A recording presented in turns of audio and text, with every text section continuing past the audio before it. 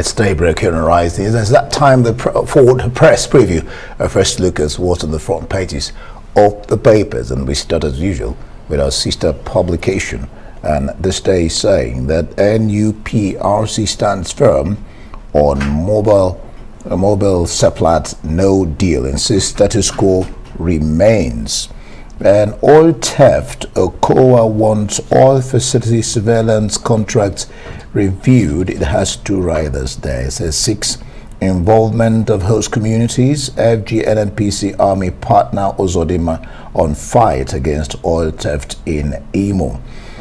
Shoyinka condemns Sea Dog's viral video purportedly mocking Tinubu. That's on page 4, and just on the top mask there, on the NESG to FG.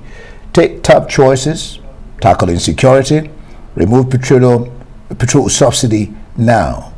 With the riders, once crude oil theft tackled, multiple exchange rate addressed, MTEF 2023-2025 now unrealizable. Go for cheaper financing, LCCI tells government. Prioritize manufacturing in forex allocation, NECA declares. The Punch newspaper, it's leading with peace talks between Wike and Atiku. It says peace talks suffer, Wike descends on Atiku's men. Let's take two of the riders. Wike tells PDP chieftains, you cannot go to Abuja and hold meetings against me. And another one, we will use our votes against those who think rivers don't matter. That's from Wike. And just below that, those photos there with the caption, Shites security agents clash in Kaduna, 6 killed. More on that on page 9. Well, the Nation newspaper says Yoruba elders to Tinubu, your victory in 2023 is certain. Professor Wale Shoyinka slams pirates confraternity for mocking politician. And 2022 WAEC withholds more than 365,000 results. All right, let's look at The Guardian. The Guardian still on Wike. Atiku comes. They return to trenches, so nothing is giving way. It has some riders. Let me just take some of them. PDP postpones NEC National Caucus meeting over Atiku's absence, fear of IU's removal. Postponement not because of Atiku. He prepared for the meeting. Aid in say. Sanwo-Olu, Wike has sent strong messages by inviting me to Rivers. Wike in talks to work for Tinubu's election, says Rivers APC. And if you look down on the red strip there, military kills 8 bandits in Plateau. Anglican Church urges truce between Wike and Ameti in Rivers. Then on that pink stripe there, how public officials leaked classified documents in $9.6 billion court case to PNID. Let's take a look at some of the international papers. The Financial Times this morning. Let's take 3 of the main headlines. Guard duty, Kenyan rivals race to the wire. Kenyan polls are now open this morning as elections begin. And just below that, Sun ashamed of focus on profits as SoftBank logs record $23 billion loss. Another headline on the Financial Times, nurses weigh striking for the first time ever in defining ballot on pay award. The Daily Express is leading with a positive Liz Truss. She says Britain's best days are ahead of the English. Well, contrary to Daily Express, the I newspaper, the I is saying tensions in Truss camp over cost of living help. And if you look just at the blue stripe there, Health Alert issued a new heat wave set to last 10 days in Britain. Well, for the press preview, let's bring in Emmanuel Bello, who joins us from our outside studio. Emmanuel, good morning. Thanks for joining us. Let's begin with This Day newspaper this morning.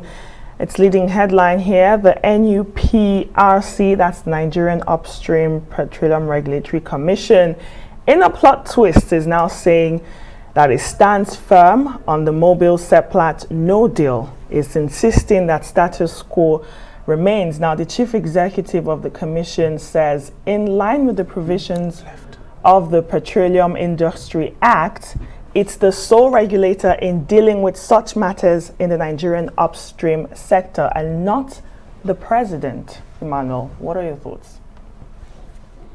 Good morning, Kachi. Good morning, Kenneth. Amy, good morning.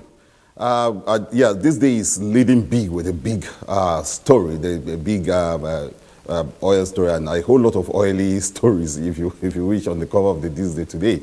And it's very important because the way the regulations, the way the crisis around the oil sector spells a lot, even far more than the things that are happening in the political cycle. So yes, we need to be very serious about what's happening in the oil sector. Check it out, fact check it, and understand what is going on. Like this development now between Seplat and Mobil, the Nigerian extension of the giant Mobil industry. So well, yes, at the heart of it is the crisis of regulation on one hand, and the laws, and of course the interests of Seplat or those Seplat on one hand. So if you look at the story, though a very, very kind of tacky story there, but it's a simple one. It's just that NNPC is saying that, well, look, there's some form of joint operating agreement between it and those mobile shares, mobile extension. So you don't just, if you even want to go and sell your shares to Seplat, you have to take into cognizance those things that were already in a joint venture kind of agreement, joint operating agreement before. You don't just sell off. So it's just the crisis of regulation on one hand, and what the president, who is also the petroleum minister, a lot of people have been agonizing that, look, you have to separate those offices. So this brings to the fore again those issues, the fact that the president is also the minister of petroleum. There are people who don't understand. I think in most cases, only in Nigeria you have that situation. So the president says one thing on one hand, the regulatory bodies are saying something else, and the law is actually on the side of the regulatory bodies on this matter. So it is the interplay of these intricacies, and that drama, and the fact that the right thing ought to be done. So you have a situation right now where the regulatory body is telling the president that, look, you didn't do right by giving your consent. Let's do what is right. Let's do what is proper.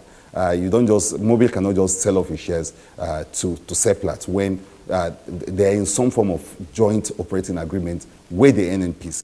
That to me.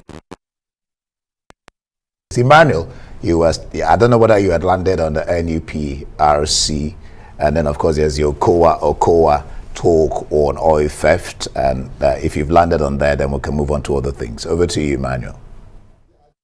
And you rightly said it, that it's in court, so it's subjudice to even talk about it. But of course, the heart of the matter has been brought up that, look, the president will have to be more careful in interpreting his own laws himself to understand it, so that some people don't just, because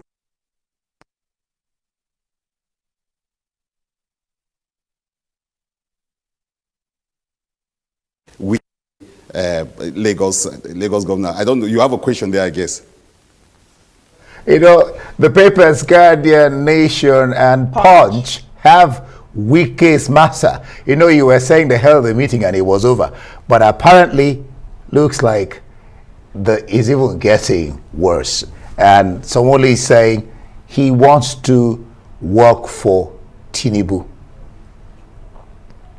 Indeed, I don't know. This is good news. If you are an APC politician this morning, you wake up and you are hearing this coming from Wike, it's probably good news, and it's really, really serious bad news to the PDP, because it's the Wike problem. First, it started as if it's something that's going to be resolved. There was that meeting called by Jerry Ghana, respected elder statesman Jerry Ghana, called for that meeting, and people thought that, oh well, this is it, politicians are going to get around the corner. But then it's also possible that Wike is still pushing further his chances to see what he can get out of this. He's already saying that, look, I'm in charge. I run Rivers State. I'm not like those other governors who you can conspire against. He's worried about PDP going behind him, work with people like Lay Meba, for instance, and secure those votes. He said, look, I'm in charge of the votes here. I decide where it goes. Is that true? Does he have is he that omnipotent? Does he have those kind of powers? Well, he says so. And he's saying that, look, we don't just give out our votes to people. And he's saying something. He said, we have to know what Rivers State is there to get. This is not an era where we just dash votes, according to him. We need to know what is the need for us. And so this is what is there. You can see that he's actually trading with those votes. He's saying, look, we need to have something returned. And he's using them as a bargaining chip. Most politicians will do that because he's got those numerical, those numbers that any party we want. So he's saying that, look, you can't belittle me, you can't make me a second-class citizen. He's still smarting from the pains of losing his, the vice presidential slot. Indy, you are shaking your head. You don't agree with me? Yeah. When will he get over it? I mean, that's the issue. I mean, when will he get over it? I mean, these things happen, and then you go forward. But Wike has just refused to move forward, and is fighting his own party, just like Kenya. Uhuru Kenyatta, I was discussing with Nketia and Ken. Uhuru is supporting Odinga against his vice president, and that is supposed to be anti-party activity. Well, yeah, I think the way Wike feels about this is that he didn't just lose an election. And sometimes when politicians are disaggrieved, they feel cheated, not defeated. You see, and that's a different thing. He said that Atiku is lied to him. Those are the underbelly issues, the undercurrent issue. And maybe again now the PDP will have to be thinking of how to go through this election, because a few weeks to campaigns, you have a major stakeholder in their party saying that, actually even suggesting that, look, he could send, he said some people are going to have high blood pressure, some people have sleepless nights over his invitation of the Lagos state governor. It could be a routine invitation, they do it all the time, or this is what, like, suggestions are going on that it's just the prelude to him moving over to the APC, which would be very dramatic because he's got, I don't know how he will explain that to his base.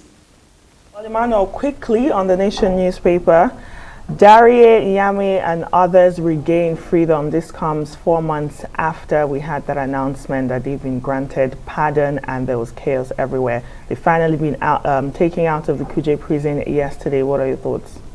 And they're looking real good too. So it leaves you wondering, what kind of prisoners were these? So maybe the prisons have actually become the correctional centers they are supposed to be, because these prisoners are really looking high profile. But again, it is the triumph. As individuals, I'm sure their families will have been relieved, will have come to a closure, those who have missed. Of course, there are people who still question those pardons and all of that. But yes, yesterday, my own former governor, Jolie Nyame, also caused a lot of jubilation around the states for his the release came as a relief for not just his family but for his political base back home and his people. And so there are people who applaud this and say, well, it is the triumph of mercy over judgment, tempering judgment with some kind of leniency. So that is what has played out yesterday. But you cannot help to note the fact that these men are really looking good. And so they must have been really taking good care of in prisons. And the prison itself, calling itself Correctional Center. And the issue of Kuje as a prison itself came in. That was the facility that was attacked recently in a very brazen manner. But these two men came out of it almost spotless, looking good. And of course, everyone knows that they must have learned their lesson. Nobody wants to be in prison, even if it's a gilded cage, even if it's a golden one. You don't want to lose your freedom. Regaining freedom for them must mean a lot, not just to them, to their family, and of course to their political base. The next thing is to see how they're able to, what they're doing, what they're going to do hereafter, how they're going to process this into the life they are supposed to live after prisons. Thank you so much. This for your take this morning, Madam.